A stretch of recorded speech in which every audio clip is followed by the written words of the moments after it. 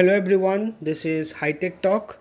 So whenever we open Instagram application, we are seeing this type of pop-up like something went wrong. We are having a trouble with setting up Instagram in English UK.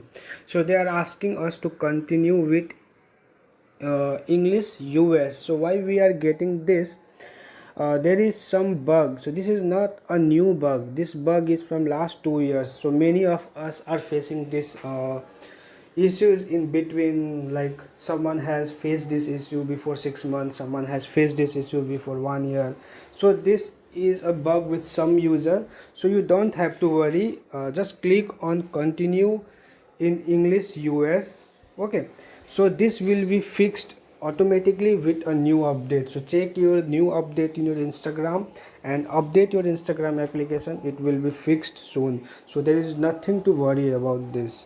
And don't try clearing data, clearing cache, and installing, uninstalling. This is not going to work for you. So I hope this video was useful for you. Thank you.